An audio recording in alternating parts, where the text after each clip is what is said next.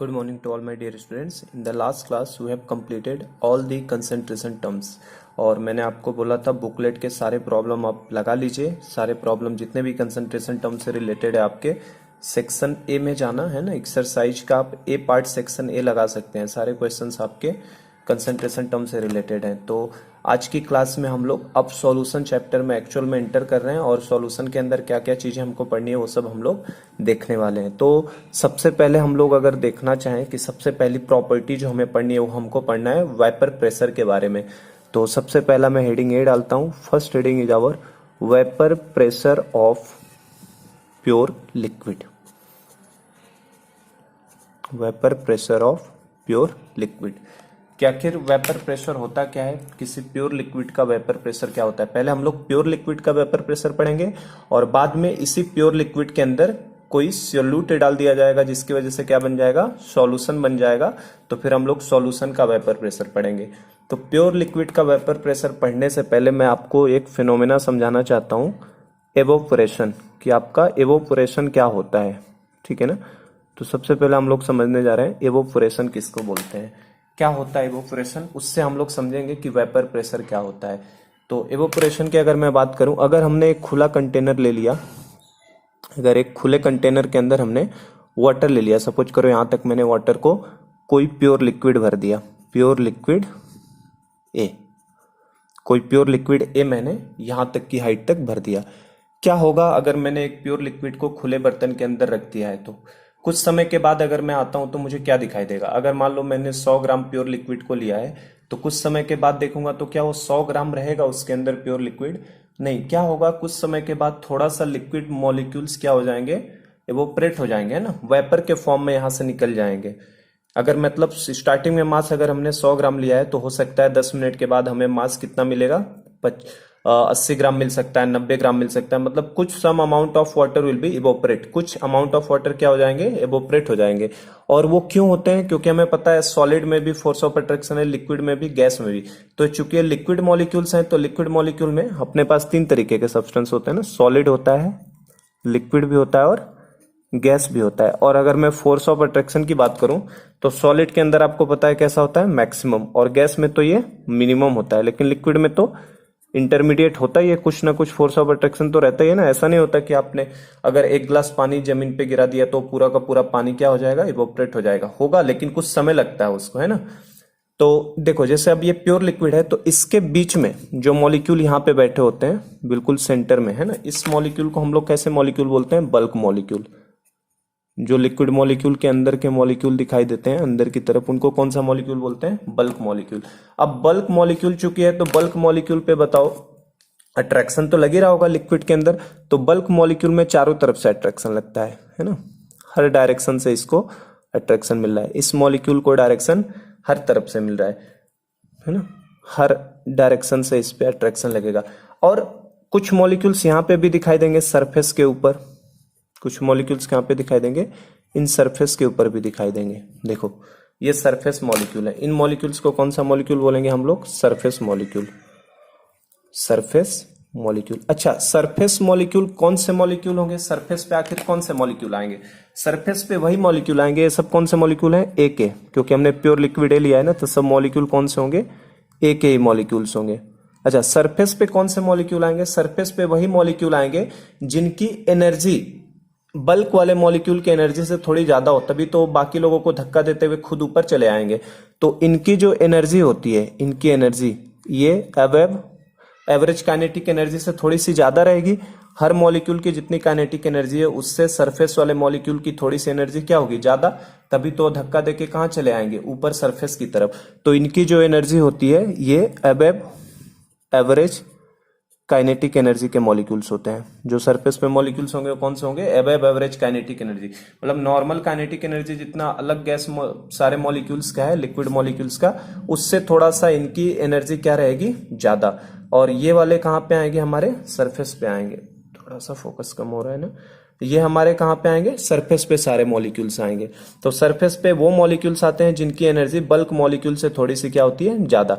अब अच्छा, ये सरफेस पे आ गए, मतलब इनकी थोड़ी सी काइनेटिक एनर्जी पहले से क्या है, ज्यादा। इनके ऊपर फोर्स ऑफ अट्रैक्शन कहां से लगेगा, क्या केवल डाउनवर्ड डायरेक्शन में ही लगेगा फोर्स ऑफ अट्रैक्शन, इसको तो केवल मॉलिक्यूल्स कहाँ से अट्रैक्ट करेंगे, नीचे की तरफ से ही अट्रैक्ट कर पा रहे हैं, इनके ऊपर वाले सरफेस पे तो फोर्स ऑफ अट्रैक्शन लग नहीं रहा। अब ये मॉलिक्यूल जो सरफेस पे आ गए, चूंकि इनको अट्रैक्शन केवल नीचे से मिल रहा है और इनकी एनर्जी भी पहले से ज्यादा है, तो क्या ये इस अट्रैक्शन को तोड़ के यहां से बाहर जा सकते हैं क्या आसानी से? बल्क का मॉलिक्यूल ऐसा नहीं कर सकता, लेकिन सरफेस वाले मॉलिक्यूल तो आसानी से ऐसा कर सकते हैं, क्योंकि एक तो उनकी काइनेटिक एनर्जी बाकी मॉलिक्यूल से ज्यादा थी, वही लोग सरफेस पे आएंगे। सरफेस पे पहला क्वेश्चन ये कि सरफेस पे कौन सा मॉलिक्यूल आएगा, सरफेस पे वो मॉलिक्यूल्स आएंगे जिनकी एनर्जी दूसरे बल्क मॉलिक्यूल से क्या हो, ज्यादा, ताकि वो दूसरों को धक्का देते हुए ऊपर चलाएं, तो उनकी अबव एवरेज काइनेटिक एनर्जी होती है। दूसरी चीज, इनके ऊपर फोर्स ऑफ अट्रैक्शन केवल कहां से लगेगा, डाउनवर्ड डायरेक्शन से। इनके अंदर फोर्स ऑफ अट्रैक्शन भी डाउनवर्ड से लग रहा है, और चूंकि इनकी एनर्जी पहले से ज्यादा भी है, तो क्या ये आसानी से अपने इस फोर्स ऑफ अट्रैक्शन को तोड़ के और यहां से इवोपरेट हो सकते हैं कि नहीं? तो यहां से मॉलिक्यूल क्या हो जाते हैं, बाहर। लेकिन जो बल्क में मॉलिक्यूल बैठा है, बल्क वाले मॉलिक्यूल पे तो चारों तरफ से अट्रैक्शन लगा है, तो बल्क वाला फंसा रहता है। तो ये समझे, यही जो सरफेस के मॉलिक्यूल्स यहां से फोर्स ऑफ अट्रैक्शन की वजह से तोड़ के बाहर निकल जाते हैं, इसी प्रोसेस को हम लोग क्या बोलते हैं, इवोपोरेशन बोलते हैं। क्या इसके लिए हमने कुछ किया? हमने कुछ नहीं किया, ये स्पॉन्टेनियस प्रोसेस है, ये खुद ही हुई, हमारा इसमें कोई भी रोल नहीं है। मतलब ऐसा नहीं है कि हमने जाके उस मॉलिक्यूल को तोड़ा और उसके बाद वो इवोपरेट हुआ, ये सेल्फ फिनोमिना है, खुद से हो रहा है, तो इसको स्पॉन्टेनियस बोला जाएगा। ये खुद स्पॉन्टेनियस प्रोसेस है। तो पहले जो मॉलिक्यूल्स यहाँ पे लिक्विड फेज में थे, पहले जो सरफेस पे मॉलिक्यूल्स थे वो किस फेज में थे, लिक्विड में, और बाद में यहां से निकलने के बाद कौन से फेज में आ जाएंगे, वेपर फेज में। तो पहले जो मॉलिक्यूल्स लिक्विड फेज में ऊपर के थे वो किस में चले जाएंगे, वेपर फेज में चले जाएंगे, और इसी फेनोमेना को क्या बोला जाता है, इवोपोरेशन बोला जाता है। तो इस फेनोमेना को समझ गए पहले हम लोग कि इवोपोरेशन क्या है, तभी मैं वेपर प्रेशर को आपको डिफाइन कर सकूंगा, वेपर प्रेशर क्या होगा।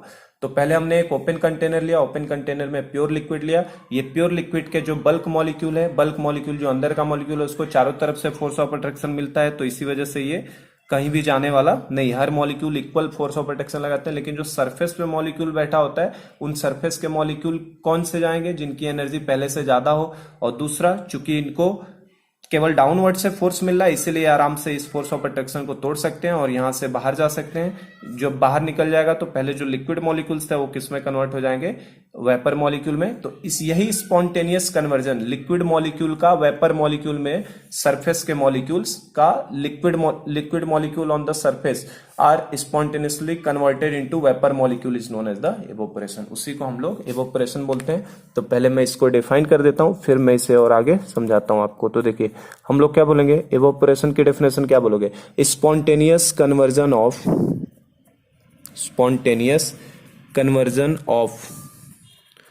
Liquid molecule, spontaneous conversion of liquid molecule present at surface of liquid into vapor molecule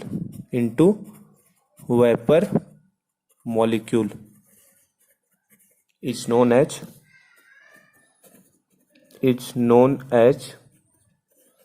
evaporation।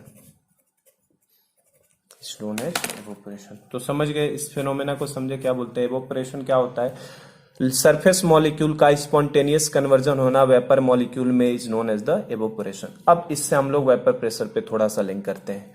क्या होगा अगर इस कंटेनर को मैं ढक दूं, इस कंटेनर को अगर क्या हो, ढक दिया जाए। नीचे दिखाता हूं, जैसे देखो अगर ये कंटेनर जो खुला था अभी, ये जो कंटेनर था अपने पास, सपोज करो यहां तक लिक्विड लेवल है, यहाँ पे लिक्विड के सरफेस के मॉलिक्यूल्स हैं सारे, इसके अंदर प्योर लिक्विड ए है अपने पास। अभी मैं प्योर लिक्विड लेके समझा रहा हूँ, ठीक है ना, आपका प्योर लिक्विड ए है। और क्या हो अगर इसके ऊपर मैंने इसे कवर कर दिया, ढक दिया, अगर इस चीज को ढक दिया जाए तो क्या होगा, देखो इसे ढक दिया अभी हमने, है ना। अच्छा, अब ढक दिया तो क्या अब इस क्लोज कंटेनर के अंदर इवोपोरेशन प्रोसेस होगा कि नहीं होगा, ये बताइए मुझे। अगर इसको हमने क्लोज कर दिया ऊपर से, क्लोज कंटेनर के अंदर भी, ये क्लोज कंटेनर हो गया अभी, क्लोज्ड कंटेनर, इसको हमने बंद कर दिया अभी, ठीक ना, ऊपर से बंद कर दिया, तो क्या इवोपोरेशन होगा कि नहीं होगा, अभी भी इवोपोरेशन होगा। आपको पता हो तो आप चेक कर सकते हैं। आपके घर में जो बोतल होते हैं ना, आप देखना अगर यहाँ पे खाली जगह कुछ छोड़ दो ना बोतल के ऊपर, तो यहाँ पे कुछ वेपर के मॉलिक्यूल्स आपको इकट्ठा हुए दिखाई देंगे।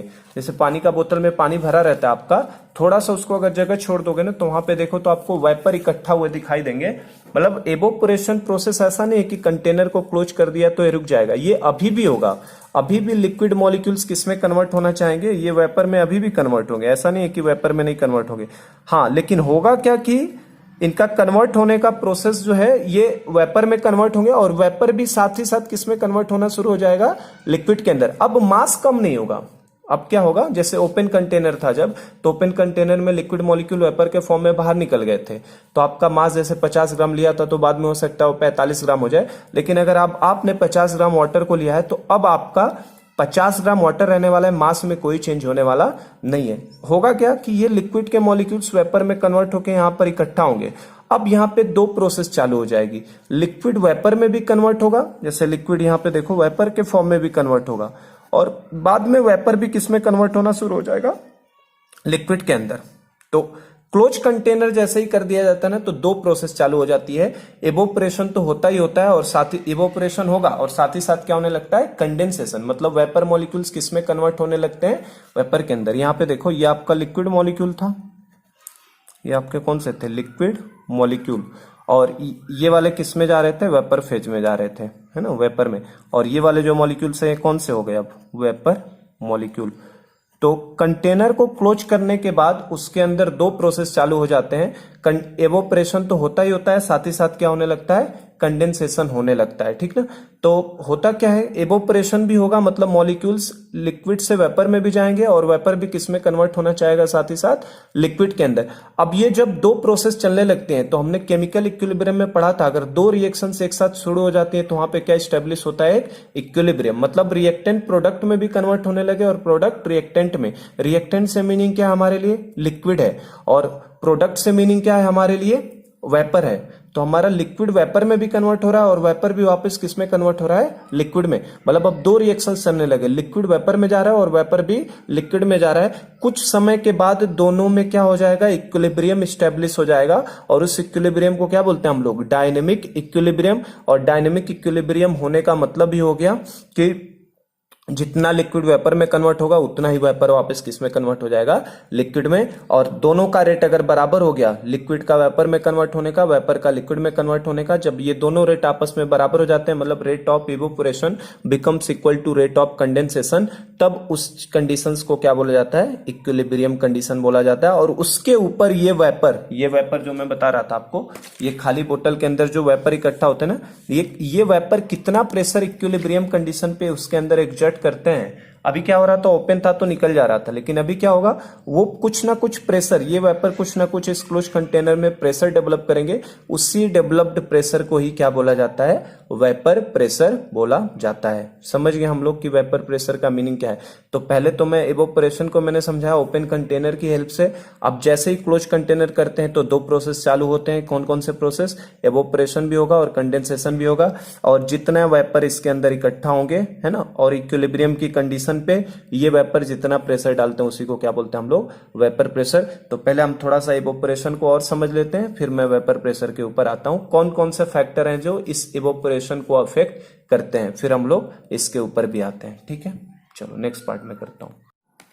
चलिए, तो देखो अभी हम लोग पहले ये देख लें कि इस इवोपोरेशन प्रोसेस को कौन कौन से फैक्टर्स अफेक्ट करते हैं, है ना। फैक्टर्स, पहले मेरा पर्पज ये था समझाने का कि वेपर इवोपोरेशन क्या होता है, किस तरीके से, क्या केवल ओपन में होता है, नहीं, ओपन में भी होता है और क्लोज कंटेनर में भी होता है। पर क्लोज में ये है कि इसमें वेपर, लिक्विड भी वेपर में जाएगा, और वेपर भी साथ ही साथ कंडेंस होकर किस में आएगा, वेपर भी कंडेंस होकर किस में आने लगेगा, लिक्विड फॉर्म में आने लगेगा। स्पॉन्टेनियस प्रोसेस है। जैसे इस चश्मे को ही मेरे देखो, अगर इसके ऊपर मैंने वेपर को छोड़ दिया, तो इसके ऊपर वेपर पहले इकट्ठा होते हैं, देखो वेपर आ जाता है, और कुछ समय के बाद ये वेपर खुद ही क्या हो जाते हैं, इवोपरेट हो जाते हैं। उसको हमें कुछ करने की जरूरत नहीं पड़ती। मतलब ये दोनों स्पॉन्टेनियस प्रोसेस हैं।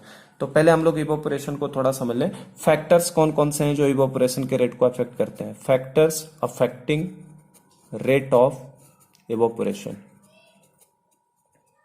कौन कौन से फैक्टर रेट ऑफ इवोपरेशन को अफेक्ट करते हैं? आरई से रिप्रेजेंट कर देता हूं मैं उन्हें कि आरई को कौन कौन से फैक्टर अफेक्ट करेंगे? क्या लग रहा है कौन कौन से फैक्टर इसको अफेक्ट करते होंगे? सबसे पहले तो टेम्परेचर, अगर टेम्परेचर बढ़ाओगे तो ज्यादा से ज्यादा लिक्विड मॉलिक्यूल किसमें कन्वर्ट होना चाहेगा? वेपर में। दूसरा सरफेस एरिया, सरफेस एरिया कैसे? जितना ज्यादा ओपन एरिया रहेगा सरफेस पे उतना ज्यादा ही मॉलिक्यूल सरफेस पे आएंगे और उतना ज्यादा वेपर प्रेशर डेवलप कर सकते हैं। समझे क्या बात को? और तीसरा फैक्टर नेचर ऑफ लिक्विड पे भी, ये लिक्विड का नेचर कैसा है? जैसे अगर वाटर है तो वाटर की वेपराइज होने की टेंडेंसी ज्यादा है, और अगर शहद ले लिया तो शहद में वेपराइज होने की टेंडेंसी थोड़ी सी कम होगी। तो नेचर ऑफ लिक्विड पे भी डिपेंड करता है। और एक और चौथा फैक्टर होता है, फोर्थ फैक्टर, जिसको हम लोग बोलते हैं flow of dry air over the surface. Dry air को इस सरफेस के ऊपर से पास कराओ। ड्राई एयर का मतलब क्या होता है? जिसके अंदर N2 भी हो और O2 भी हो, है ना, उसको ड्राई एयर बोलते हैं। और एक होता है मॉइस्ट एयर। मॉइस्ट एयर में क्या होता है? N2 O2 के साथ मॉइस्चर भी होता है। तो अगर किसी ड्राई एयर को किसी रूम में छोड़ दिया जाए ना, तो वहां पूरा मॉइस्चर क्या कर लेता है? एब्जॉर्ब कर लेता है। तो अगर मैं इस सरफेस के ऊपर ड्राई एयर को फ्लो करा दूं, इसके ऊपर से ड्राई एयर को, तो क्या करेगा? इस मॉइस्चर को एब्जॉर्ब करने के चक्कर में रेट ऑफ इवोपरेशन को और क्या कर देगा? बढ़ा देगा। तो factors affecting rate of evaporation में अगर बात की जाए तो कौन कौन से फैक्टर दिखाई देंगे आपको? सबसे पहला फैक्टर किसको बोलोगे? टेम्परेचर को बोल दो। फर्स्ट फैक्टर क्या हो जाएगा? टेम्परेचर। और टेम्परेचर कैसा इफेक्ट करेगा? क्या हम लोग कह सकते हैं rate of evaporation is directly proportional to temperature?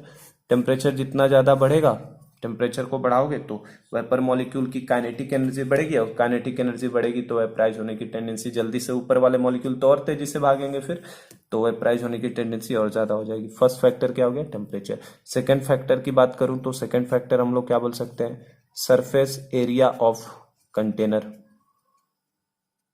और कहाँ का देखना है हमें सरफेस एरिया? वाटर लेयर का। जो ऊपर वाला वाटर का लेयर दिखाई दे रहा है ना, वाटर लेयर या लिक्विड लेयर बोल दो, जो भी लेना है। हम लोग जनरली वाटर ही ले रहे हैं अभी, तो कोई भी लिक्विड हो उसका कितना एरिया है उसके ऊपर डिपेंड करेगा। तो क्या होगा इसमें भी? Rate of evaporation is directly proportional किसके होगा? सरफेस एरिया के। जितना ज्यादा सरफेस एरिया होगा वाटर लेयर का, उतने ज्यादा इवोपरेट होने की टेंडेंसी होगी। दो फैक्टर हो गए। थर्ड फैक्टर की बात करो तो तीसरा फैक्टर किसे बोल सकते हैं हम लोग? नेचर ऑफ लिक्विड के ऊपर भी डिपेंड करेगा। Nature of liquid.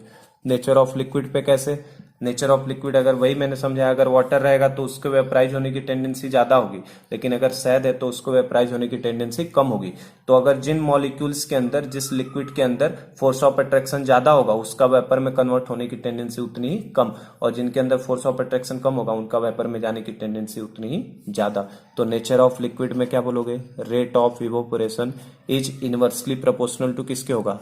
Force of attraction between liquid molecules. ठीक है क्या? Force of attraction between liquid molecules. तो जो रेट ऑफ इवोपरेशन होगा it is inversely proportional to force of attraction between liquid molecules. अगर लिक्विड मॉलिक्यूल्स के बीच में फोर्स ऑफ अट्रैक्शन ज्यादा रहेगा तो उनका इवोपरेट होने की टेंडेंसी उतनी कम होगी, और कम फोर्स ऑफ अट्रैक्शन होगा तो जल्दी से इवोपरेट हो जाएगा। तो क्या ये तीन फैक्टर समझ गए? और फोर्थ फैक्टर क्या बताया मैंने? Flow of dry air over the surface. तो फोर्थ फैक्टर मैं यहां पे ले लेता हूं, flow of dry air over the liquid surface. Flow of dry air over the liquid surface क्या होगा इसके अंदर? तो ड्राई एयर, अभी मैंने बताया ड्राई एयर की टेंडेंसी क्या होती है? मॉइस्चर को एब्जॉर्ब करने की। तो मैं लिख देता हूं इसको, dry air has tendency to absorb moisture, to absorb moisture and become saturate. Moisture को एब्जॉर्ब कर देता है and become saturate with it. इसके साथ क्या हो जाता है? सैचुरेट हो जाता है। और ऐसा करने के चक्कर में वो क्या होगा? In order to do that it increases the rate of evaporation. तो dry air has tendency to absorb moisture and become saturate it with, and in order to do that, यहां लिख देता हूं मैं, and in order to do that, in order to do that it increases, in order to do that it increases rate of evaporation, in order to do that it increases rate of evaporation। तो ये चारों factor हम लोग समझ गए क्या? तो एक बार फिर से मैं बता रहा हूँ क्या क्या किया हमने। Vapour pressure of pure liquid हमने समझ लिया क्या होता है। नहीं, ये हमने डिफाइन नहीं किया अभी, उसके अंदर मैंने पहले आपको इवोपरेशन समझाया। इवोपरेशन क्या है? प्योर लिक्विड का वेपर में कन्वर्ट होना, spontaneous conversion of liquid molecule into vapour molecule from the surface of liquid is known as the evaporation. ठीक है, तो वो हमने कर लिया। और मैंने समझाया क्या ये केवल ओपन कंटेनर में होगा? नहीं, ये क्लोज कंटेनर में भी होगा, पर क्लोज कंटेनर में दो चीजें हो जाएंगी। अब मास का चेंज नहीं होगा, मतलब पहले आप 100 ग्राम वाटर लेंगे तो 100 ग्राम ही रहने वाला है। और दूसरी चीज कि इसमें अब इवोपरेशन भी होगा, साथ ही साथ कंडेंसेशन भी होगा, दो प्रोसेस एक साथ चलने लगेंगे। और हमने देखा कौन कौन से फैक्टर रेट ऑफ इवोपरेशन को अफेक्ट करते हैं। टेम्परेचर अफेक्ट करता है, सरफेस एरिया अफेक्ट करता है, नेचर ऑफ लिक्विड अफेक्ट करता है, और flow of dry air over the liquid surface भी अफेक्ट करता है कि ड्राई एयर की टेंडेंसी मॉइस्चर को एब्जॉर्ब करने की और become saturated with, and in order to that it increases the rate of evaporation. तो हमने चारों फैक्टर्स भी समझ लिए क्या है।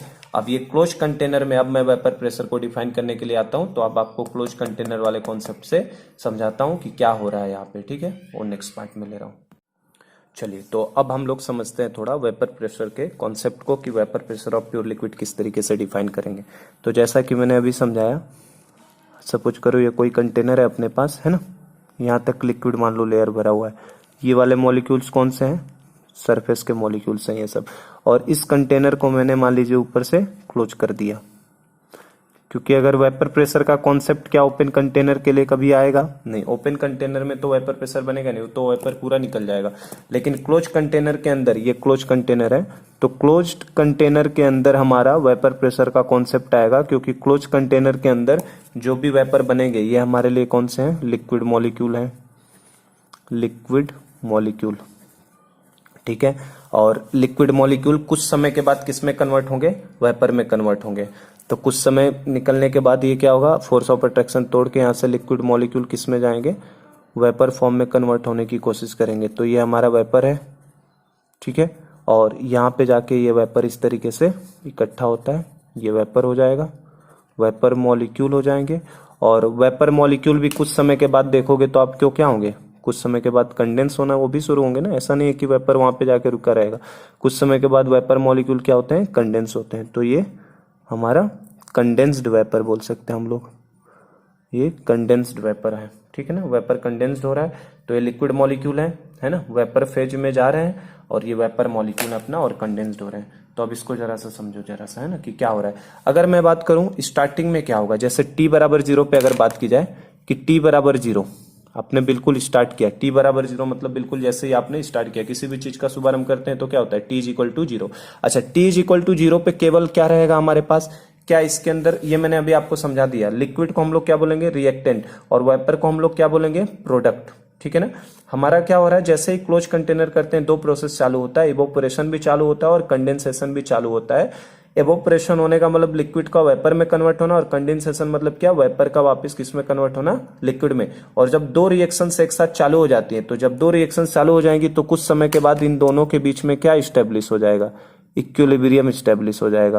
मतलब रिएक्टेंट भी प्रोडक्ट में कन्वर्ट होगा, प्रोडक्ट भी रिएक्टेंट में कन्वर्ट होगा, और ये इक्विलिब्रियम स्टेब्लिश होने के बाद, अच्छा, ये इक्विलिब्रियम कैसा होगा? Dynamic equilibrium. और इक्विलिब्रियम की खास बात क्या होती है? उसमें रिएक्टेंट भी होता है और प्रोडक्ट भी होता है। और हमने पढ़ा ही है केमिकल इक्विलिब्रियम में कि equilibrium establish always in a close container. तो ये देखो कंटेनर भी कैसा है? Close container. और इक्विलिब्रियम के केस पे रिएक्टेंट का भी होना जरूरी है और प्रोडक्ट का होना भी जरूरी है, मतलब लिक्विड भी होना चाहिए इसके अंदर और वेपर का भी होना जरूरी है, और उन्हीं के बीच में एक इक्विलिब्रियम स्टेब्लिश हो जाएगा। इस इक्विलिब्रियम के स्टेब्लिश होने के बाद जितना लिक्विड वेपर में कन्वर्ट होगा उतना ही वेपर वापस लिक्विड में कन्वर्ट होगा, और जो वेपर यहाँ पे इकट्ठा हो जाएंगे उस वेपर की वजह से जो प्रेशर आएगा उसी को क्या बोला जाएगा? Vapour pressure. तो अगर t बराबर 0 की मैं बिल्कुल बात करूं, t बराबर 0 पे क्या वेपर रहेगा? नहीं, t बराबर 0 पे केवल और केवल क्या रहेगा? रिएक्टेंट। तो t बराबर 0 पे रिएक्टेंट रहेगा हमारे पास, और हमारे लिए रिएक्टेंट क्या है इसमें? रिएक्टेंट हमारे लिए क्या है इसमें? लिक्विड है। तो t बराबर 0 पे हमारे लिए क्या रहने वाला है? लिक्विड। और कौन सा प्रोसेस होगा? क्या केवल इवोपरेशन होगा उस समय? टी बराबर 0 पे केवल कौन सा प्रोसेस होगा, इवोपोरेशन, मतलब लिक्विड किस में जाने की कोशिश करेगा, वेपर में। और जब लिक्विड वेपर में जाने की कोशिश करेगा तो मैं रेट ऑफ इवोपोरेशन की बात करूं तो उस समय रेट ऑफ इवोपोरेशन क्या रहेगा, मैक्सिमम रहेगा, जितना इवोपोरेट होने की कोशिश हो सकता है उतना रहेगा, तो रेट ऑफ इवोपोरेशन मैक्सिमम रहेगा। और रेट ऑफ कंडेंसेशन क्या होगा उस समय, 0, क्योंकि वेपर बना ही नहीं है तो कंडेंस होने का तो कोई सवाल ही नहीं आता। तो टी बराबर 0 पे रिएक्टेंट रहने वाला है और रिएक्टेंट केवल क्या रहेगा, लिक्विड, और रेट ऑफ इवोपरेशन क्या रहेगा उस समय, मैक्सिमम, और कंडेंसेशन का रेट क्या रहेगा, 0। आरसी का मतलब क्या है, रेट ऑफ कंडेंसेशन, ये मैंने समझा दिया था आपको पीछे। इसका मतलब क्या है, रेट ऑफ इवोपोरेशन, ठीक है। और आरसी का मतलब क्या है हमारे लिए, रेट ऑफ कंडेंसेशन, ठीक है। तो देखो रेट ऑफ इवोपोरेशन मैक्सिमम रहेगा, रेट ऑफ कंडेंसेशन उस समय क्या रहेगा, 0। अच्छा, कुछ समय बीत जाए तो क्या होगा, टी बराबर टी पे क्या इक्विलिब्रियम तुरंत स्टेब्लिश हो जाएगा। मान लो 0 सेकंड से 10 सेकंड पे इक्विलिब्रियम स्टेब्लिश हुआ, तो 0 से 10 सेकंड के बीच का टाइम क्या रहेगा, टी बराबर टी, किसी भी जनरल टाइम पे। उस समय रिएक्टेंट भी रहेगा और हमारे पास क्या रहेगा, प्रोडक्ट भी रहेगा। तो टी बराबर टी पे क्या रहने वाला है हमारे पास, रिएक्टेंट भी रहने वाला है। रिएक्टेंट मतलब क्या, हमारे लिए लिक्विड भी रहेगा, और प्लस साथ में प्रोडक्ट भी रहने वाला है। प्रोडक्ट का मतलब अब क्या, कुछ तो वेपर बन चुका होगा ना, कुछ तो क्या हो चुका होगा, वेपर बन चुका होगा। मतलब क्या अब हम टी बराबर टी पे कह सकते हैं दोनों प्रोसेस हो रहे हैं। कौन कौन से प्रोसेस, इवोपोरेशन भी हो रहा है और साथ ही साथ हमारा कंडेंसेशन भी हो रहा है, दोनों प्रोसेस हो रहे हैं। इस समय टी बराबर टी पे क्या होगा, दोनों प्रोसेस चलते रहेंगे। इवोपोरेशन का मतलब क्या, लिक्विड का वेपर में कन्वर्ट होना, लिक्विड वेपर में कन्वर्ट हो रहा है, और कंडेंसेशन का मतलब क्या, वेपर लिक्विड में भी कन्वर्ट हो रहा है। मतलब अब दोनों प्रोसेस चालू हो गए हैं, ठीक है ना। तो दोनों प्रोसेस चालू हो गए हैं, क्या रेट ऑफ इवोपोरेशन को कोई फर्क पड़ेगा क्या, इवोपोरेशन के रेट को, इवोपोरेशन के रेट को किससे किससे फर्क पड़ता था, अभी बताया मैंने। इवोपोरेशन को रेट को क्या क्या, टेम्परेचर, क्या हमने इसके अंदर कोई टेम्परेचर चेंज किया है, नहीं, तो कोई फर्क नहीं पड़ना है। सरफेस एरिया, क्या हमने कंटेनर का चेंज किया है, नहीं, सरफेस एरिया फिक्स हो गया। तीसरा, नेचर ऑफ लिक्विड, क्या लिक्विड को बदल सकते हैं अभी बंद होने के बाद, नहीं। और चौथा, flow of dry air over the liquid surface, क्या इसके ऊपर, लिक्विड के ऊपर कोई सरफेस अगर क्लोज है तो कोई ड्राई एयर फ्लो करवा सकते हैं, नहीं।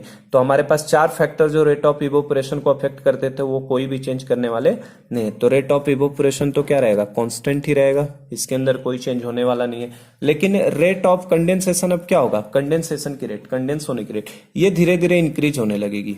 ये क्या होगी, धीरे धीरे बढ़ेगी, क्योंकि वेपर जितने बनते जाएंगे कंडेंस होगी। अब देखो एक चीज क्या है, कांस्टेंट है, एक चीज क्या है, कांस्टेंट है। जैसे ये देखो, ये चीज अपनी कांस्टेंट पे है, इस समय रुका हुआ है, और रेट ऑफ कंडेंसेशन धीरे धीरे बढ़ते आ रहा है, बढ़ते आ रहा है, बढ़ते बढ़ते रेट ऑफ इवोपोरेशन कांस्टेंट है, रुका हुआ रहेगा, ये चेंज नहीं होने वाला, क्योंकि कोई फैक्टर से रेट ऑफ इवोपोरेशन चेंज नहीं हो रहा। और कंडेंसेशन की रेट पहले 0 पे थी, और 0 से धीरे धीरे बढ़ते बढ़ते आ रही, कभी ना कभी तो रेट ऑफ इवोपोरेशन को टच कर जाएगी। जब वो रेट ऑफ कंडेंसेशन और रेट ऑफ इवोपोरेशन दोनों अगर आपस में बराबर हो जाएंगे, उस कंडीशन को क्या बोलते हैं हम लोग, इक्विलिब्रियम बोलते हैं, पढ़ा है ना हमने। Rate of forward reaction becomes equal to rate of backward reaction is the condition for equilibrium. वो इक्विलिब्रियम की क्या होती है, कंडीशन हो जाती है, और उस समय concentration of reactant and product becomes constant. तो यहाँ पे देखो, जो लिक्विड, जितना लिक्विड है उतना लिक्विड हो जाएगा, और जितना वेपर बन चुका है उतना वेपर रहेगा। जितना लिक्विड वेपर में कन्वर्ट हो रहा है उतना ही वेपर लिक्विड में कन्वर्ट हो रहा है। मतलब एक इक्विलिब्रियम स्टेब्लिश हो गया, और वो इक्विलिब्रियम कैसा रहेगा, डायनामिक रहेगा, मतलब डायनामिक रहेगा। और उस समय जो वेपर प्रेशर डालेंगे उसी को हम लोग क्या बोलते हैं, वेपर प्रेशर। क्या समझ पाए इस बात को हम। कुछ समय के बाद क्या होने वाला है, रेट ऑफ इवोपोरेशन तो फिक्स है, बदलेगा नहीं, लेकिन कंडेंसेशन की रेट धीरे धीरे बढ़ते बढ़ते कभी ना कभी इवोपोरेशन की रेट को टच करेगी, और जब ये दोनों आपस में बराबर हो जाएंगे उस समय यहाँ पे क्या स्टेब्लिश हो जाएगा, एक इक्विलिब्रियम स्टेब्लिश हो जाएगा। और इक्विलिब्रियम स्टेब्लिश हो जाने के बाद जो प्रेशर डेवलप होगा उसी को क्या बोलेंगे हम लोग, वेपर प्रेशर। तो ये टी बराबर टी पे बात हो गई। अब टी बराबर टी इक्विलिब्रियम पे बात करो, थोड़े समय के बाद क्या होगा, टी बराबर टी इक्विलिब्रियम। इक्विलिब्रियम टाइम पे क्या होगा, ये रेट ऑफ कंडेंसेशन धीरे धीरे बढ़ते बढ़ते किस पे पहुंचेगा, रेट ऑफ। अच्छा, इक्विलिब्रियम पे रिएक्टेंट होता है कि प्रोडक्ट होता है कि दोनों होते हैं, तो इक्विलिब्रियम का मतलब ये होता है कि दोनों चीजें एग्जिस्टेंस में होनी चाहिए। तो इक्विलिब्रियम पे भी हमें रिएक्टेंट मतलब लिक्विड भी रहेगा, ठीक है, और प्लस साथ में क्या रहेगा, प्रोडक्ट भी रहेगा, लिक्विड भी रहेगा और प्रोडक्ट भी रहेगा। और प्रोडक्ट रहने का मतलब क्या रहेगा हमारे पास, वेपर। तो इस समय लिक्विड भी रहेगा, वेपर भी। और कौन कौन से प्रोसेस होंगे, अभी भी दोनों प्रोसेस होंगे, इवोपोरेशन भी होगा और साथ में कंडेंसेशन भी होगा। लेकिन अब क्या होगा, अब लिक्विड वेपर, वेपर लिक्विड अलग अलग नहीं, अब क्या होगा, लिक्विड और वेपर आपस में किस पे आ जाएंगे, इक्विलिब्रियम में। ये लिक्विड और वेपर किस में आ जाएंगे, इक्विलिब्रियम में आ जाए, मतलब लिक्विड वेपर में भी कन्वर्ट हो रहा है और देखो वेपर वापस किस में कन्वर्ट हो रहा है, लिक्विड में भी। तो अब ये इसी को इक्विलिब्रियम की कंडीशन बोलते हैं, जितना लिक्विड वेपर में जा रहा है उतना वेपर ही लिक्विड में आ रहा है। इसका मतलब क्या हो गया, rate of evaporation becomes equal to rate of condensation, और ये दोनों रेट आपस में बराबर हो गए, ये इक्विलिब्रियम की कंडीशन होती है। और इस तरीके का इक्विलिब्रियम क्या कहलाता है हमारे लिए, डायनामिक इक्विलिब्रियम। समझे क्या बात को।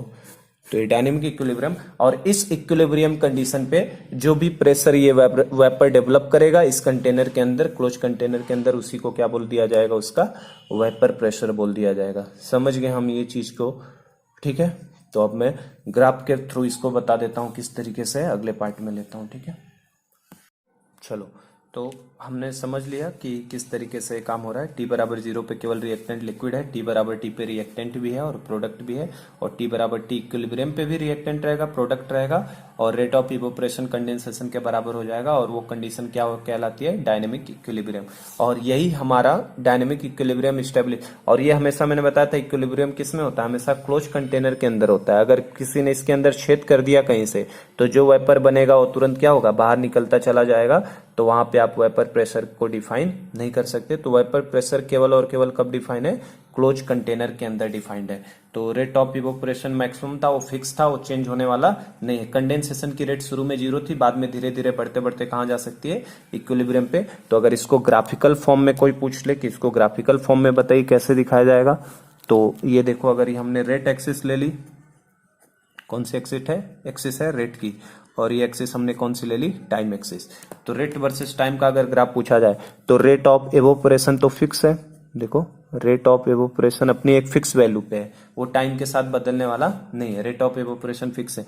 कंडेंसेशन का रेट t बराबर 0 पे क्या था, 0 था। धीरे धीरे जैसे जैसे समय बढ़ता जा रहा है, रेट ऑफ इवोपरेशन धीरे धीरे क्या हो रहा है, बढ़ता जा रहा है, और बढ़ते जाते जाते कभी ना कभी तो इसको इवोपरेशन की रेट को टच कर जाएगा। यहाँ पे देखो, यहाँ पे इस पॉइंट के बाद, इस पॉइंट पे जो टाइम हमें मिलेगा, इस टाइम को कौन सा टाइम बोलोगे, क्या इक्विलिब्रियम टाइम बोलेंगे इसी को। इक्विलिब्रियम टाइम का मतलब क्या है, वो टाइम जिसके ऊपर रेट ऑफ, ये कंडेंसेशन की रेट का ग्राफ है आरसी। रेट ऑफ कंडेंसेशन 0 से बढ़ता बढ़ता जा रहा था, तो रेट ऑफ कंडेंसेशन बढ़ते बढ़ते रेट ऑफ इवोपरेशन के जब बराबर हो जाएगा, मतलब इस पॉइंट के बाद आर ई बराबर किसके हो जाएगा, आरसी के, rate of evaporation becomes equal to rate of condensation. और ये कंडीशन हमें कैसे दिखाई देगी, डायनामिक इक्विलिब्रियम, इसी को तो बोलते हैं हम लोग डायनामिक इक्विलिब्रियम। तो अगर ग्राफिकल फॉर्म में हमसे पूछ ले कि रेट वर्सेस टाइम का ग्राफ कैसा होगा, तो रेट ऑफ इवोपरेशन फिक्स है, रेट ऑफ कंडेंसेशन धीरे धीरे बढ़ता बढ़ता जाएगा, और एक बार इवोपरेशन के रेट को टच कर जाएगा, बताए थे कॉन्स्टेंट है, धीरे धीरे बढ़ेगा, जब जाके वो टच कर जाएगा तो rate of evaporation rate of condensation के बराबर हो जाएगा। ये इक्विलिब्रियम का टाइम है। और इस पॉइंट के ऊपर जो हमें प्रेशर दिखाई देगा, उसी प्रेशर को कौन सा प्रेशर बोलोगे, वेपर प्रेशर। क्या वो बदलता रहेगा क्या बार बार समय के साथ, नहीं, वेपर प्रेशर एक बार फिक्स हो जाएगा, क्योंकि इवोपरेशन और कंडेंसेशन की रेट क्या हो चुकी है, कांस्टेंट हो चुकी है, तो कभी चेंज होने वाला नहीं है। तो हम लोग क्या बोलते हैं, at equilibrium condition, at equilibrium condition pressure exerted by, pressure exerted by vapour, at equilibrium condition pressure exerted by vapour is called vapour pressure, is called vapour pressure. तो जनरल तरीके का आम भाषा में अगर डेफिनेशन कोई पूछ लेना कि वेपर प्रेशर बताइए क्या हो, तो वेपर प्रेशर किसको बोलोगे, एट इक्विलिब्रियम कंडीशन, इस इक्विलिब्रियम कंडीशन के ऊपर, इस इक्विलिब्रियम कंडीशन पे जो वेपर प्रेशर डेवलप करेगा, pressure exerted by vapour is called vapour pressure. लेकिन अगर कोई इसकी डेफिनेशन पूछ ले हमसे, जैसे 12 का चैप्टर है, तो हमसे बोर्ड में डेफिनेशन वगैरह पूछेगा कि वेपर प्रेशर को डिफाइन करिए, तो वेपर प्रेशर को डिफाइन करने के लिए हम लोग क्या बोलेंगे, वेपर प्रेशर क्या बोला जाएगा, in the condition of dynamic equilibrium pressure developed by the vapour from the liquid layer, है ना, is known as the vapour pressure. तो मैं डिफाइन कर देता हूं यहाँ पे, देखो वेपर प्रेशर की डेफिनेशन क्या लिखेंगे हम लोग, वेपर प्रेशर हम लोग लिखेंगे pressure exerted by, pressure exerted by vapours form, pressure exerted by vapors forms in the condition of dynamic equilibrium, the condition of dynamic equilibrium over the surface of liquid, the dynamic equilibrium over the surface of liquid in a container close होना चाहिए कि open होना चाहिए? Close होना चाहिए। Open में तो vapour pressure define ही नहीं होगा।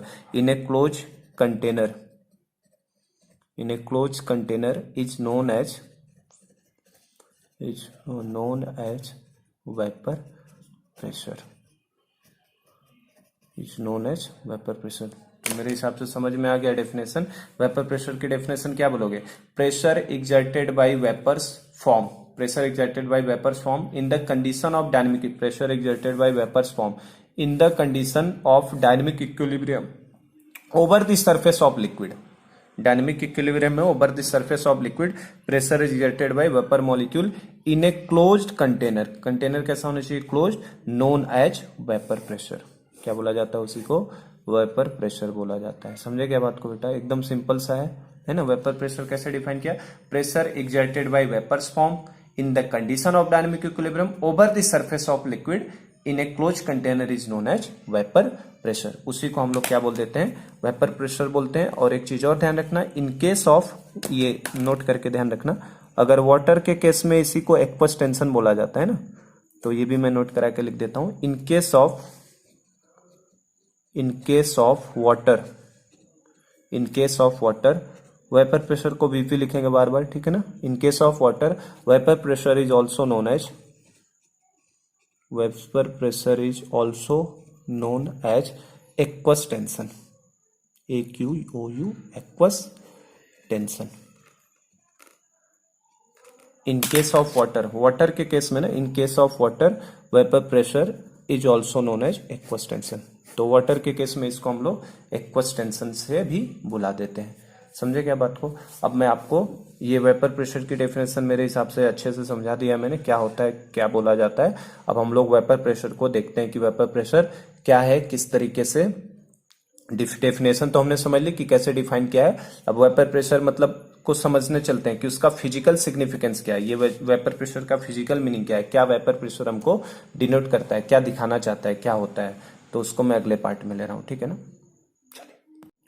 चलो तो अब देखो जरा सा वेपर प्रेशर को हम लोग थोड़ा सा और उसके बारे में समझते हैं कि वेपर प्रेशर क्या हमें बताता है, उसका फिजिकल सिग्निफिकेंस है, क्या आखिर हमें दिखाना चाहता है। ये लिक्विड के ऊपर जो मॉलिक्यूल्स हैं, इसके अंदर मैंने क्या लिया है? प्योर लिक्विड ए लिया है। अभी देखो मैं प्योर लिक्विड लेके चल रहा हूँ, बाद में इसके अंदर हम लोग सोल्यूट डाल के क्या बनाएंगे? सॉल्यूशन बनाएंगे। तो पहले हम लोग प्योर लिक्विड के बारे में देख रहे हैं कि प्योर लिक्विड का वेपर प्रेशर आखिर है क्या। ये हमारे लिए क्या है? लिक्विड है, लिक्विड है। और बाद में इसको जब कंटेनर को हम लोग क्लोज करते हैं, इस कंटेनर को हमने बाद में क्या किया? क्लोज किया। तो इस कंटेनर को क्लोज करने के बाद यहाँ पे क्या बनते जाते हैं? कुछ वेपर भी बन जाते हैं, कुछ वेपर के भी मॉलिक्यूल बन जाएंगे, वेपर है ये। और ये वेपर यहाँ से कंडेंस भी होते हैं, है कि नहीं? वेपर क्या होते हैं? कंडेंस होते हैं। ये देखो, अच्छा क्या तुरंत डालते हैं लिक्विड, जैसे ही कंटेनर क्लोज किया, क्या तुरंत लिक्विड, सारा लिक्विड वेपर में कन्वर्ट हो जाता है क्या? नहीं, ऐसा नहीं होता है ना। अब इन दोनों के बीच में क्या स्टेब्लिश हो जाता है? इक्विलिब्रियम स्टेब्लिश हो जाता है। ये इक्विलिब्रियम क्या तुरंत स्टेब्लिश होता है? नहीं, इक्विलिब्रियम स्टेब्लिश होने में थोड़ा सा टाइम लगता है। मान लो t बराबर 0 पे हमने लिक्विड को डाला और इक्विलिब्रियम हमारा 10 सेकंड के बाद स्टेब्लिश हुआ। कितने समय के बाद? 10 सेकंड के बाद। अच्छा, तो 0 से 10 सेकंड के बीच में कुछ ना कुछ तो इसके अंदर वेपर बना ही होगा। 0 से 10 सेकंड में इसके अंदर क्या कहना चाहता हूं मैं? मान लो t बराबर 0 to 10 सेकंड तक की बात कर रहा हूं। मान लो मैंने कहा कि 10 सेकंड पे क्या आ रहा है? इक्विलिब्रियम आ रहा है। 10 सेकंड पे क्या आ जाता है? इक्विलिब्रियम। तो 0 से 10 सेकंड के अंदर कुछ ना कुछ तो वेपर इसके अंदर बना होगा। क्या उस वेपर की वजह से जो प्रेशर डेवलप होगा उसको हम लोग वेपर प्रेशर बोलेंगे क्या? उसको वेपर प्रेशर नहीं बोला जाता है। उसको तो क्या बोला जाएगा? उसको बोलते हैं पार्शियल प्रेशर। क्योंकि वेपर प्रेशर अभी मैंने डिफाइन किया, वेपर प्रेशर डिफाइंड ही कब है? वेपर प्रेशर डिफाइन ही कब होता है? जब डायनेमिक इक्विलिब्रियम की कंडीशन आ जाए और जो वेपर प्रेशर डेवलप करेगा उसके ऊपर, उसको बोलते हैं। तो क्या मैं कह रहा हूं 10 सेकंड पे अगर इक्विलिब्रियम, ध्यान से समझना इस चीज को, 10 सेकंड पे अगर इक्विलिब्रियम आ रहा है तो क्या 0 से 10 के बीच में जो वेपर यहाँ पे बने होंगे, क्या उनकी वजह से जो प्रेशर डेवलप होगा उसको वेपर प्रेशर बोल सकते हैं क्या हम लोग? उससे हम लोग वेपर प्रेशर नहीं बोल सकते। समझे बात को? तो उसको क्या बोलोगे? उसको बोलोगे पार्शियल प्रेशर। उसको क्या बोलोगे? 0 से 10 के बीच में जो भी प्रेशर बनेगा उसको क्या बोला जाएगा? पार्शियल प्रेशर बोला जाएगा। और कब वेपर प्रेशर, उस पार्शियल प्रेशर को वेपर प्रेशर कब बोला जाएगा? जब 10 सेकंड हो जाएगा, मतलब इक्विलिब्रियम स्टेब्लिश हो जाएगा। तो क्या इक्विलिब्रियम स्टेब्लिश होने के बाद उससे ज्यादा प्रेशर डेवलप हो सकता है क्या उसके अंदर? नहीं, क्योंकि अब उससे ज्यादा प्रेशर नहीं बनेगा, क्योंकि अब लिक्विड वेपर में भी कन्वर्ट हो रहा है और वेपर वापस किस में कन्वर्ट हो रहा है? लिक्विड में। मतलब वेपर प्रेशर एक तरीके का क्या है? वेपर प्रेशर इक्विलिब्रियम पे आएगा, और वेपर प्रेशर जो है it is the maximum value of partial pressure. क्योंकि देखो 0 से 10 सेकंड तक क्या बोल रहे थे? जो प्रेशर डेवलप हो रहा था पार्शियल प्रेशर, और जो 10 सेकंड पे इक्विलिब्रियम स्टेब्लिश हुआ उसको क्या बोला था हमने? Vapour pressure. तो vapour pressure is nothing but the it is the maximum value of partial pressure. वो पार्शियल प्रेशर की कौन सी वैल्यू होती है? मैक्सिमम वैल्यू होती है। समझ पाए क्या वेपर प्रेशर? अब देखो जरा सा इसको समझो, जरा सा क्या कहना चाहता हूं मैं। देखो इक्विलिब्रियम जब आएगा तो H2O लिक्विड है अपने पास, पहले लिक्विड फेज में था। यही H2O लिक्विड किस में जाके स्टेब्लिश होगा? किसके साथ इक्विलिब्रियम बनाएगा? वेपर के साथ बनाएगा। यही अभी हमने सीखा कि H2O लिक्विड वाला फेज क्या होगा? रिएक्टेंट होगा, और वेपर वाला फेज क्या होगा हमारे लिए? प्रोडक्ट। अभी बताया ना मैंने, ये रिएक्टेंट बताया और इसको क्या बताया था मैंने? प्रोडक्ट। तो H2O लिक्विड वेपर है और ये H2O वेपर क्या है? प्रोडक्ट है। अच्छा, ये अगर इक्विलिब्रियम की कंडीशन है, अगर ये इक्विलिब्रियम इन दोनों में स्टेब्लिश है, तो क्या इस इक्विलिब्रियम का हम लोग केपी निकाल सकते हैं क्या? केपी बोलो, इस इक्विलिब्रियम का केपी निकाल सकते हो? बोलो केपी क्या लिखोगे?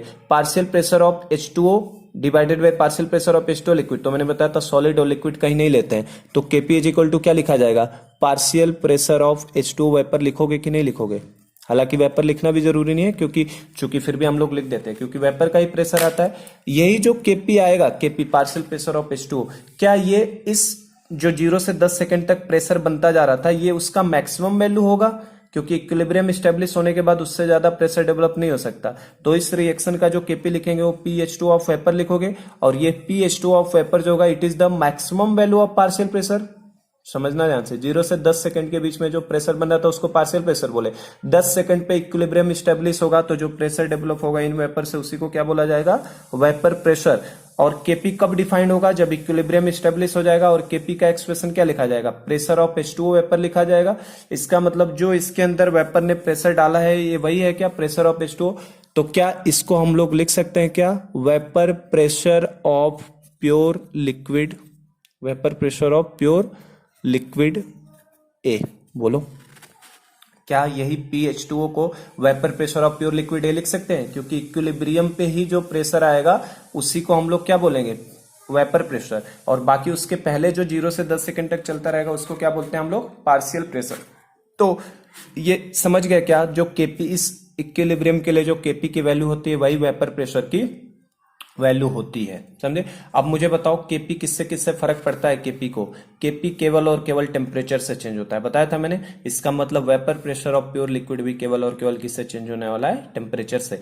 इवोपोरेशन अलग चीज है, वेपर प्रेशर। इवोपोरेशन को 4 फैक्टर चेंज कर देते हैं, लेकिन वेपर प्रेशर को केवल और केवल क्या चेंज करेगा? टेम्परेचर चेंज करेगा, और नेचर ऑफ लिक्विड भी चेंज करेगा ही, क्योंकि लिक्विड जैसा लोगे ज्यादा, अगर लिक्विड लोगे जिनमें ज्यादा वेपर में बनने की टेंडेंसी है, जो ज्यादा वोलाटाइल सब्सटेंस है, तो जल्दी से वेपर में जाएगा, और जो थोड़ा सा फोर्स ऑफ अट्रैक्शन ज्यादा रहेगा तो लिक्विड जल्दी वेपर में कन्वर्ट नहीं होगा।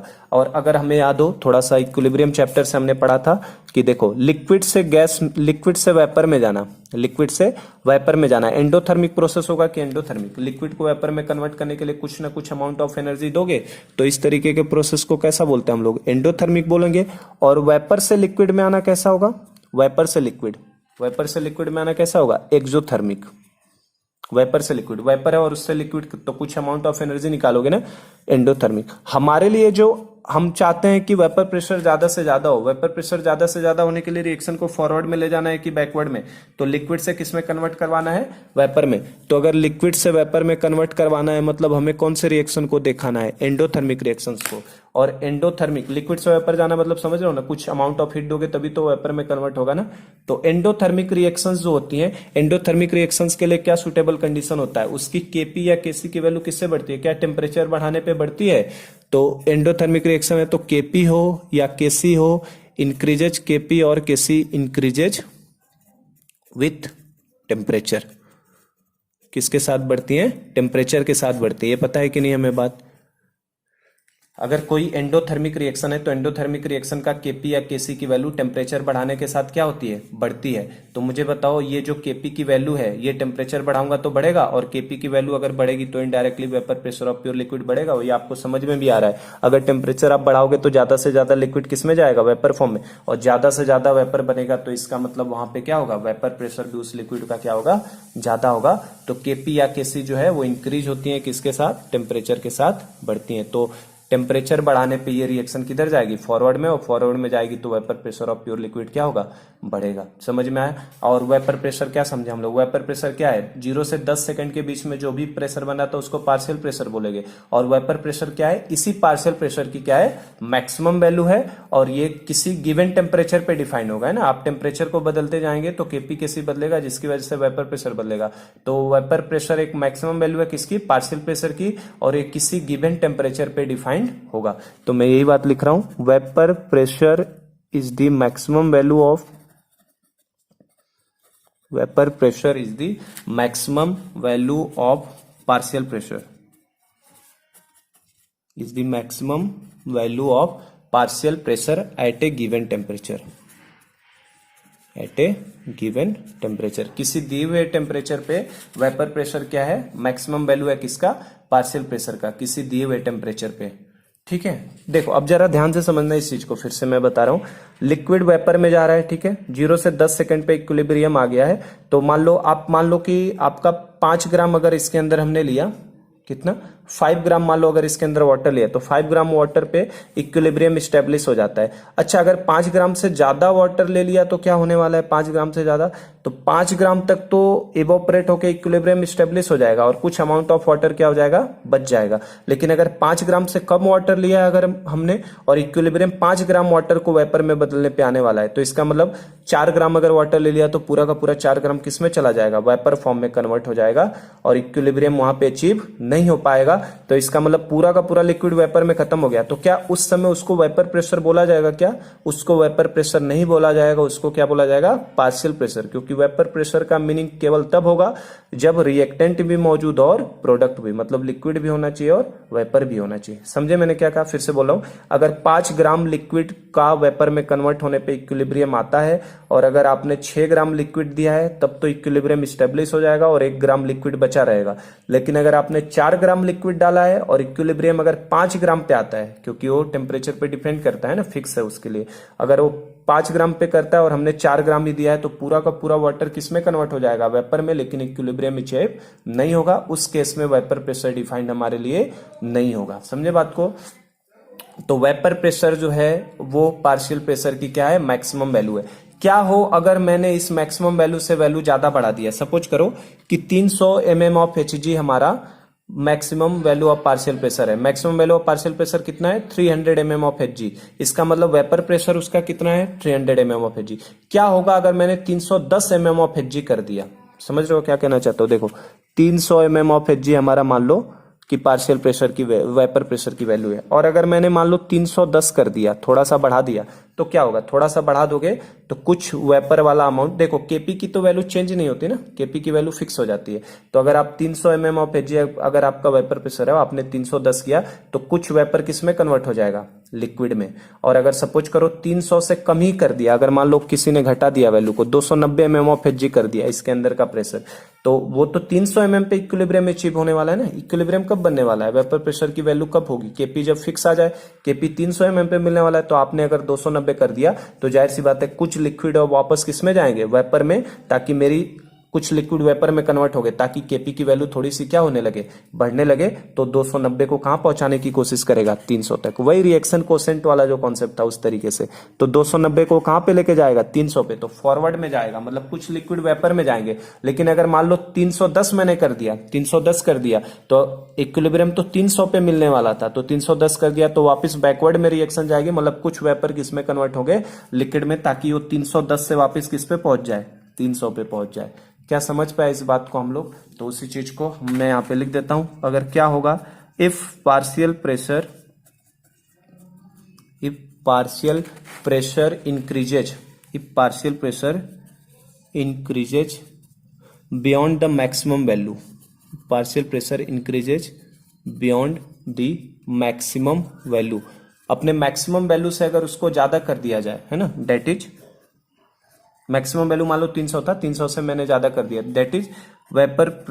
मैक्सिमम वैल्यू का मतलब क्या होता है, maximum beyond the maximum value का मतलब हमारे लिए क्या होता है, पार्शियल प्रेशर की जो मैक्सिमम वैल्यू होती है वो कौन सी होती है, that is vapour pressure of vapour pressure that is vapour pressure of pure liquid, लिख देता हूं, that is vapour pressure of pure liquid. जो vapour pressure of pure liquid होता है उसी को हम लोग उसकी मैक्सिमम वैल्यू बोलते हैं। तो हमसे बोला if partial pressure increases beyond the maximum value, मतलब वेपर प्रेशर की वैल्यू से भी अगर ज्यादा हमने कर दिया तो क्या होगा, देन सम वेपर क्या होगा, अगर ज्यादा कर दिया तो कुछ वेपर किस में कन्वर्ट होने लगेंगे, लिक्विड के अंदर, then some vapour will condense, कुछ वेपर क्या हो जाएंगे, कंडेंस हो जाएंगे। और अगर कम कर दिया तो क्या होगा, देखो 310 तक किया था तो पीछे आएगा, कुछ वेपर किस में चला जाएगा, लिक्विड में। लेकिन अगर कम कर दिया तो क्या होगा, कुछ लिक्विड वेपर में जाएगा, या हो सकता है पूरा का पूरा ना जब तक चला जाए। तो मतलब हम लोग क्या लिखेंगे, condense. And if partial pressure decreases, PP मतलब partial pressure, if partial pressure decreases below this maximum value, मतलब पार्शियल प्रेशर के वैल्यू से अगर कम हो जाए, पार्शियल प्रेशर जो उसके अंदर का है वो मैक्सिमम वैल्यू से क्या हो जाए, कम हो जाए, then liquid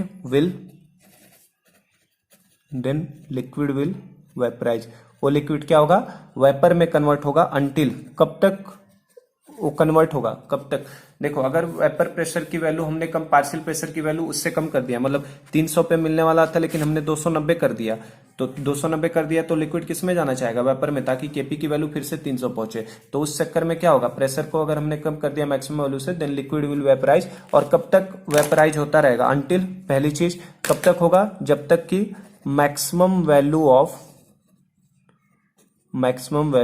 partial pressure is obtain, maximum value of partial pressure is obtain, जब तक कि पार्शियल प्रेशर की मैक्सिमम वैल्यू ना मिल जाए, ठीक है, या तो पार्शियल प्रेशर की जब तक मैक्सिमम वैल्यू ना मिल जाए तब तक होता रहेगा, या तो पूरा का पूरा लिक्विड ही किसमें कन्वर्ट हो जाएगा, वेपर में। जैसे मैंने 5 ग्राम वाले में समझाया था कि अगर 4 ग्राम दे दोगे ना और 5 ग्राम पे इक्विलिब्रियम आना है तो पूरा का पूरा 4 ग्राम खत्म हो जाएगा। या दूसरा हो सकता था all the liquid will vaporise,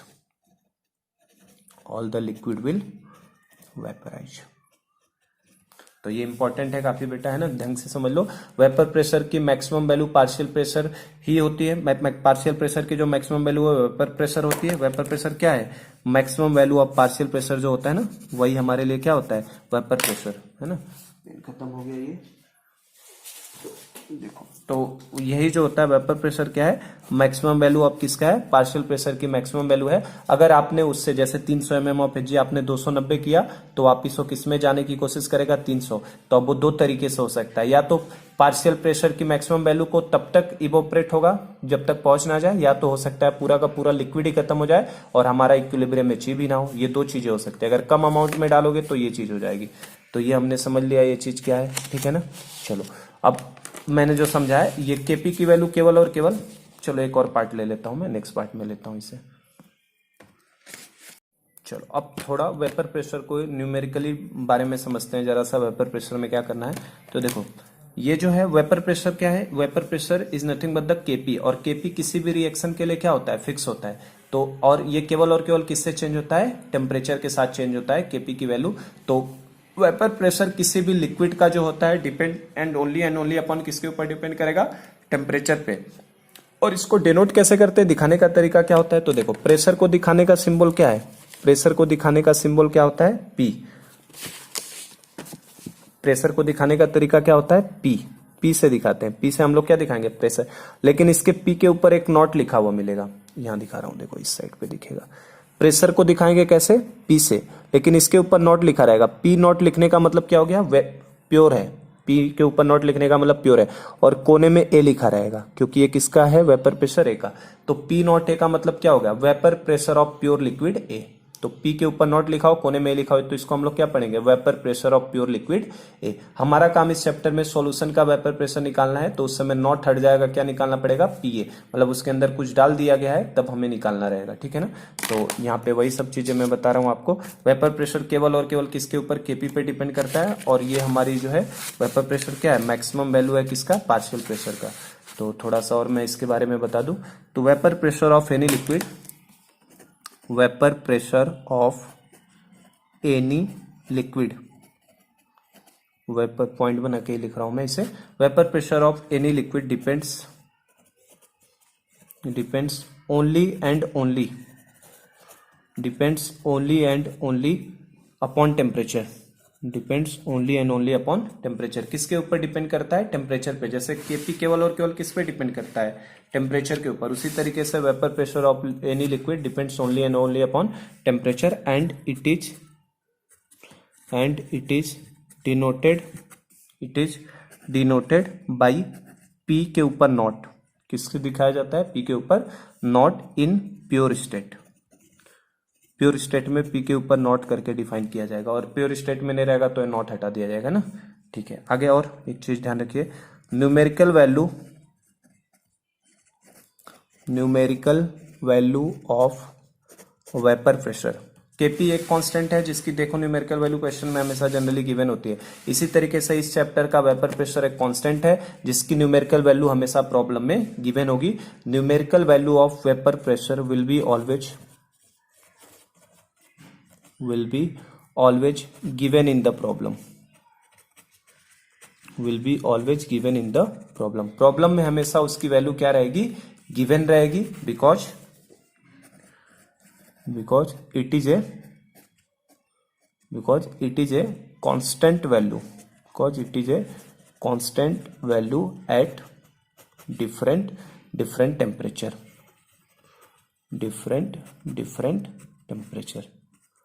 ठीक ना, क्योंकि ये कांस्टेंट वैल्यू है जो अलग अलग टेम्परेचर पे अलग अलग होती है। आप नॉर्मल तरीके से भी लिक्विड अगर रखें ना इस बोतल में भर के, तो कुछ ना कुछ इसका इस समय वेपर प्रेशर यहाँ पे बना होगा, ठीक है ना। तो अलग अलग टेम्परेचर पे वेपर प्रेशर की एक वैल्यू होती है, और ये हमेशा प्रॉब्लम में हमेशा गिवन रहेगी हमें, क्योंकि ये इस चैप्टर का एक क्या है, कॉन्स्टेंट है। मैंने बताया ना, ये इस चैप्टर का कॉन्स्टेंट है, तो हमें numerical value of vapour pressure के लिए परेशान नहीं होना है। प्योर लिक्विड के फॉर्म में हमेशा उसका न्यूमेरिकल वैल्यू दिया रहेगा, और केवल टेम्परेचर के ऊपर डिपेंड करता है, और नेचर ऑफ लिक्विड पे भी करेगा। दो फैक्टर्स हैं, एक टेम्परेचर है, दूसरा नेचर ऑफ लिक्विड। और ये क्यों, क्योंकि ये केपी वैल्यू ही वेपर प्रेशर हमारे लिए कहलाती है। तो और हम लोग एक चीज और बस ये लिखेंगे कि वेपर प्रेशर जो है, एक चीज और कि केवल और केवल टेम्परेचर पे डिपेंड करता है। तो vapour pressure of any liquid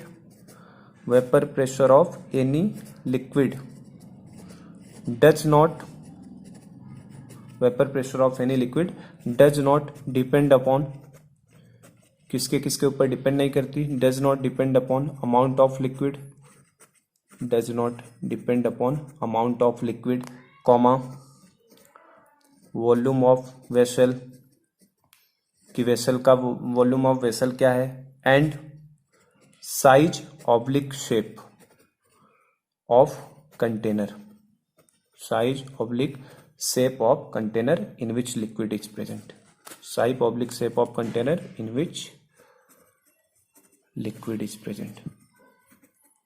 liquid is present, ठीक है। तो ये मैंने यहाँ पे वेपर प्रेशर का पूरा कॉन्सेप्ट आपको समझा दिया। किसी भी लिक्विड का vapour pressure does not depend upon, किसके ऊपर डिपेंड नहीं करता। अमाउंट ऑफ लिक्विड क्या लिया है, कितना ले रहे हैं आप, उससे मतलब नहीं है उसको। वॉल्यूम ऑफ वेसल क्या ले रहे हैं, उससे भी मतलब नहीं है। साइज या शेप ऑफ कंटेनर कैसा ले रहे हैं, उससे भी कोई मतलब नहीं होता है। तो वेपर प्रेशर एक न्यूमेरिकल कांस्टेंट है जिसकी वैल्यू हमेशा प्रॉब्लम में क्या रहती है, गिवन रहती है, क्योंकि अलग अलग टेम्परेचर पे अलग अलग होता है, और केवल किसके ऊपर डिपेंड करता है, टेम्परेचर पे, as well as nature of liquid पे भी करेगा, जो कि आगे का पार्ट है। पर बेसिक हमें तो पैरामीटर टेम्परेचर से ही देखना होता है। और वेपर प्रेशर अमाउंट के ऊपर भी डिपेंड नहीं करेगा, अमाउंट ऑफ लिक्विड के ऊपर, वॉल्यूम ऑफ वेसल के ऊपर भी नहीं, साइज या शेप ऑफ वेसल के ऊपर भी नहीं करेगा जिसके अंदर लिक्विड हमारा मौजूद है। जैसे फॉर एग्जाम्पल अगर मैं बोलूं कि 100 ग्राम पानी है हमारे पास, 100 ग्राम पानी का वेपर प्रेशर मान लो आपको 300 mm ऑफ Hg है। 100 ग्राम वाटर का कितना है, 300 mm ऑफ Hg। तो 200 ग्राम उसी वाटर का उसी टेम्परेचर पे कितना होगा, तो वो भी हमेशा कितना रहेगा 300 एमएम ऑफ एच, क्योंकि अमाउंट ऑफ लिक्विड पे वो डिपेंड नहीं करेगा। वॉल्यूम ऑफ वेसल, जैसे मान लो मैंने बोला कि एक बार 2 लीटर के कंटेनर में रखा है तो 300 एमएम ऑफ एच है, तो बताओ 4 लीटर के कंटेनर में कितना हो जाएगा। तो ये चूंकि एक चैप्टर का कांस्टेंट है केपी है, और ये केवल और केवल टेम्परेचर पे डिपेंड करता है, इसका मतलब वो 4, अगर आप 2 लीटर के कंटेनर में रखें और उसका अगर वॉल्यूम हम पार्शियल प्रेशर या वेपर प्रेशर आपका 300 एमएम ऑफ एच है, तो 4 लीटर के 2 लीटर में अगर 300 एमएम ऑफ एच है तो 4 लीटर में भी वही होगा। आपने बोला एक बार सर्कुलर शेप में रखा, एक बार रेक्टेंगुलर शेप में रखा, उससे भी कोई फर्क नहीं पड़ेगा, क्योंकि ये कभी भी इनके ऊपर डिपेंड नहीं करता। इस चैप्टर का एक कांस्टेंट है जो केवल और केवल किसके ऊपर डिपेंड करता है, टेम्परेचर के। तो आज की क्लास में यही स्टॉप करता हूँ। पूरा वेपर प्रेशर का कॉन्सेप्ट ढंग से समझा दिया है, दिमाग में बैठा लो बेटा, क्योंकि ये समझ में आ जाएगा तो आगे की सारी चीजें हमें समझ में आएंगी। और कल की क्लास में मैं कौन कौन से फैक्टर वेपर प्रेशर को अफेक्ट करते हैं वो मैं नेक्स्ट क्लास में, कल की क्लास में यहां से लूंगा आपका, ठीक है। तो आज यहां तक ये ढंग से सब लोग रिवाइज कर लो, ढंग से देख लो, 2-3 बार सुन लो अगर नहीं समझ में आए तो, क्योंकि ये हमारे इस चैप्टर का सबसे इंपॉर्टेंट टॉपिक यही था। तो पी नॉट ए का मतलब मैंने बता दिया था ना, पी नॉट ए को क्या पढ़ोगे, पी नॉट ए का मतलब हम लोग क्या पढ़ेंगे, vapour pressure of pure liquid A, vapour pressure of pure liquid A. तो पी नॉट को पढ़ने का तरीका क्या होगा, पी मतलब वेपर प्रेशर और प्योर लिक्विड ए नॉट लगाने की वजह से। तो आज का मैं लेक्चर यहीं पे क्लोज करता हूँ, ठीक है।